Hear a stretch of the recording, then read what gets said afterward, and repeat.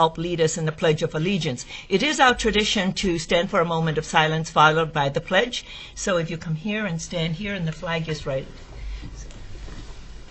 And we'll stand for a moment of silence. So if you'll come to the front, please.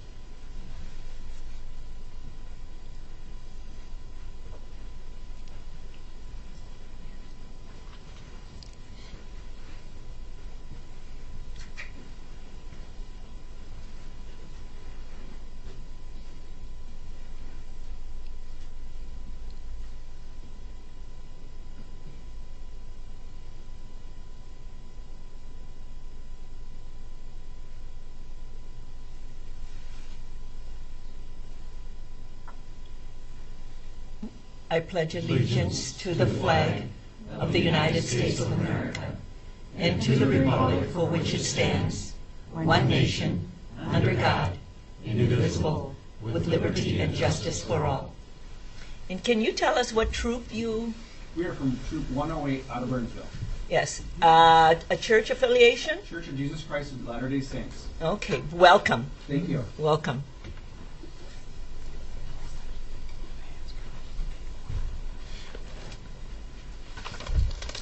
I have announcements for our upcoming meeting, and there is a change, so I would like to make sure that everyone understands this. Our next regular council meeting is Tuesday, February 9th. The time has been changed to 5 o'clock rather than our regular 6:30 time, so that we can have a quorum, because we have council members who are going out on business and on vacation. So it'll be at 5 p.m. And then Tuesday, March 5th, 6:30 p.m. and a work session that's scheduled for Tuesday, February 12th at 6:30 p.m. Madam Mayor, clarification, that change in meeting date was February 19th, not the 9th. February 19th. Thank you. Tuesday, February 19th at 5 p.m. The next item on the agenda is citizens' comments. This is the opportunity for anyone in the audience to address the council on an issue that is not on the printed agenda and not an application form that will be coming before us at a future date. Is there anyone who wishes to address the council? Seeing no one, we will move on. The next is for emergency items only, and this is additions to the agenda. Mr. Ebling, are there any emergency items to come before the body? Staff has none to propose, Madam Mayor. Members of the council? Okay, and then we'll move on to the consent agenda, and this is a grouping of items that's considered to be routine and will be enacted by one motion. However, an item can be removed from the consent agenda for a separate discussion and vote. Is there anyone in the audience who wishes an item to be removed for a separate discussion and vote? Mr. Ebling? None from staff, Madam Mayor. Members of the council? Then a motion to adopt the consent is in order, please. Move to approve. Second. Councilmember Keeley makes a motion, second by Councilmember Sherry. All in favor, please say aye. Aye. Opposed, say nay, and the motion carries. We move on to the regular agenda, and the first item on the regular agenda is the adoption of the 2013 Planning Commission Work Plan. And presenting this evening is our Planning Commissioner Chair, Mr. Chris Teichen. And Mr. Teichen, welcome, and thank you to you and our commissioners for all of the good advice that you have given to us in the past year, and look forward to the same this year. So thank you for all of your hard work. Thank you, Madam Mayor.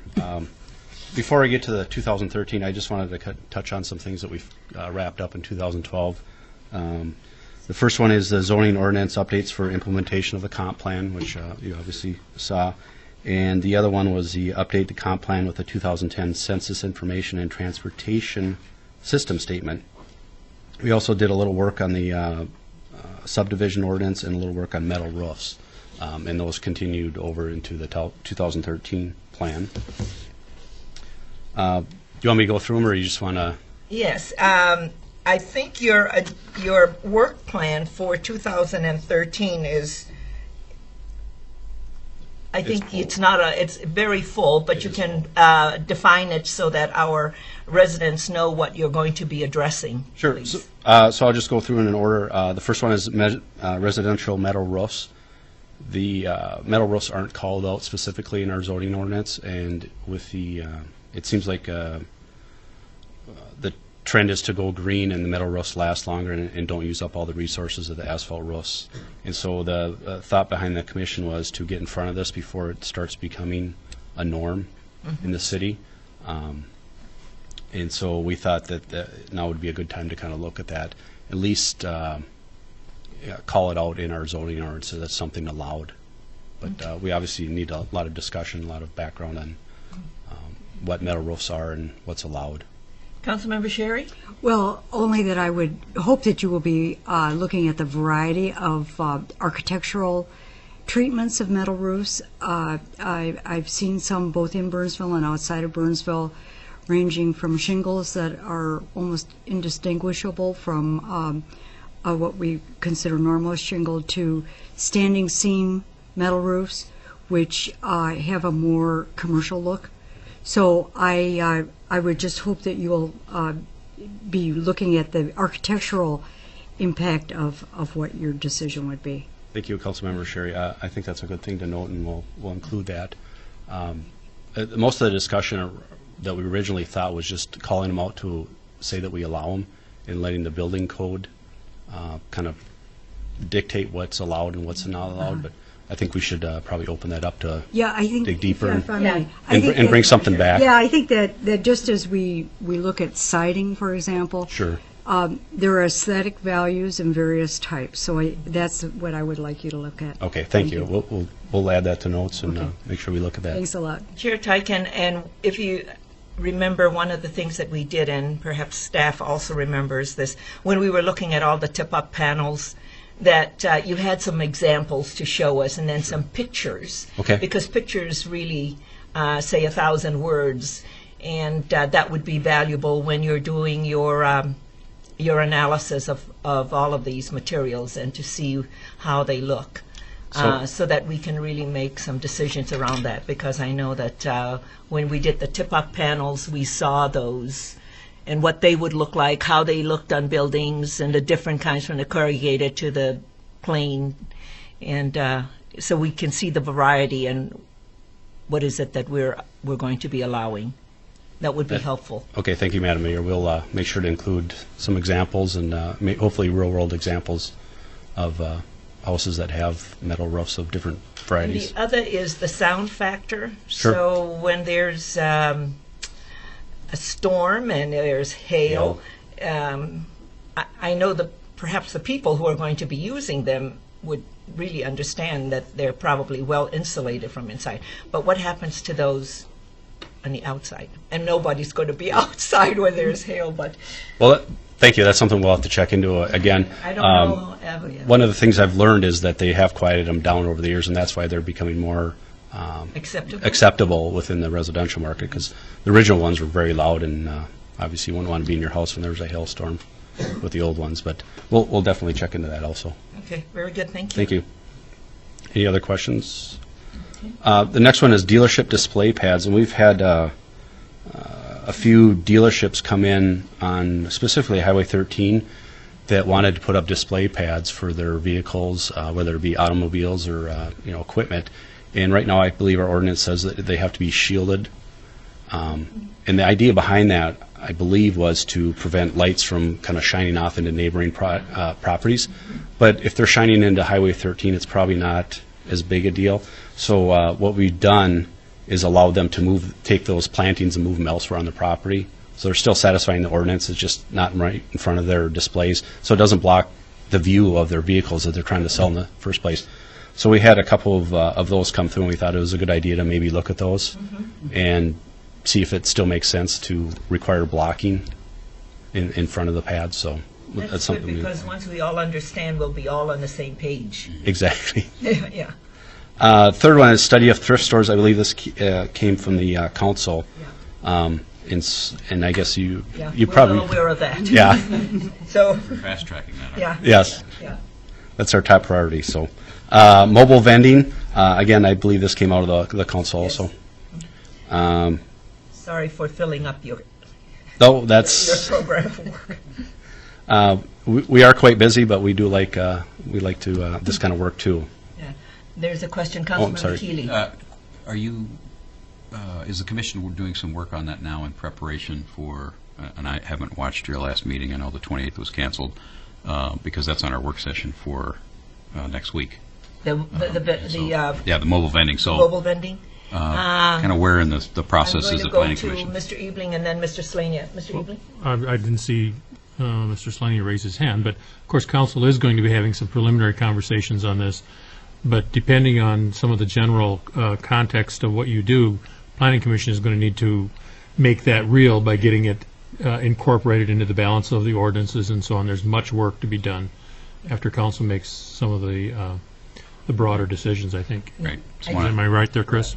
Yeah. I think what they're asking us to do next week, it's next week, correct? Correct. Yeah. mhm. Is more broad direction For them. for Gotcha. the Okay. Planning Commission. So, Because we've added not just food, but also mobile sales. Right. Yeah, it's broader than just, It's much broader than that, so we need to make sure that that's in the direction to the Planning Commission. agreed. Good comprehensive look. Thank you. I believe we're on I3 office uses. Again, looking at our I3 uses and to make sure that those fit well. Yes. And then the subdivision ordinances update. I believe this came from staff, or maybe it was the council, but just opening up that ordinance and looking at it to make sure that it still makes sense. Okay. And then, of course, we'll have some items that we can envision right now, and those will pop up, and we'll deal with those as quickly as we can. And thank you. I know you have a very full plate because these are weighty issues that we're sending to you, and we really appreciate your attention to all of them. And council or commission sends their regards back to you, and thank you guys for working with us, and it works well together. So thank you. Well, we appreciate all of your service. Councilmember Keeley. You know, I'm not sure if I want to hit the button or just wave my arm down here. I feel like I'm so far away from you. No, because I look down and nobody's there, but I see the eyes, and so, yeah. So did you, Councilmember Keeley? Yeah, it needs to be said. We say this every year, and we mean it because it's truth, and it comes from the heart, from us. The Planning Commission does all of the real tedious technical work. I was going to use grunt work, but it's probably more. It's better than that. But of the work for the council, and you're absolutely invaluable to us. So thank you for all the great work that you and the commission does. I know it's not quite worth the pay, but you know. But it's we appreciate your dedication and commitment to the work you do, and it makes our job much easier. So, Thank you, Councilmember. Point that out. Thanks very much. And Chair Tyken, one of the things that you all probably have recognized is that when you all bring something to us and you've done a great job and there is not a split vote from the Planning Commission on an item, I hope you all recognize that it's on our consent. I do recognize that. And We just believe they've done the work and it's very well done, and we watch your meetings. We may not be here, but we watch them on cable, and then, of course, we can screen it. So, again, thank you, and we show our appreciation with the confidence that we give you by saying, okay, it's on consent agenda, it's all done. well, thank you, Madam Mayor. I would like to also thank the city staff, planning members. I mean, they do a great job of prepping us and getting us going in the right direction too. So they're an integral part of that whole process too. So. Yeah. Councilmember Sherry. Well, I want to add my thanks. Having served on the Planning Commission, I know what you mean when you say it is interesting to take on some of these things. You can only do fence setbacks so many times without falling asleep. But something you said about the work that's on your plan really got my attention, and it really makes me so grateful. When you said you're looking at some of these things to see if our ordinances or the detail within the ordinance still makes sense. And I think this is something that good government is essential to good government, and that is, sometimes things get on the book and they don't need to be there anymore. So, thank you very much. Well, thank you, Councilmember Sherry. Housekeeping is important. Yep. If there are no other comments for Chairman Tyken, a motion to adopt the work plan is in order. Move to adopt. Councilmember Sherry makes the motion, second by Councilmember Keeley. All in favor, please say aye. Aye. Opposed, say nay. And the motion carries. Thank you very much. Thank you, Madam Mayor. Have a good night. Thank you. Members of the council, there is no other item to come before us this evening. We're early in the year, and a motion to adjourn is in order. Don't we have about 15 more seconds of work to do? We do a lot of our heavy lifting at the work session. They go real Closing long. comments, Madam Mayor? Thank you, everyone, and to our Boy Scouts, I hope you see that probably a meeting that might be of interest to you is our work session. That's where a lot of the heavy lifting, and that's also on television, that's also streamed on the web. So, yeah, now it's like, it's, That's good. are you ready to Leave make it a at that. motion? Councilmember Keeley makes the motion. I'll second it. Councilmember Wynn seconds the motion. All in favor, please say aye. Aye. Opposed, say nay. And the motion carries. Good night, and thank you for being with us. Thank you.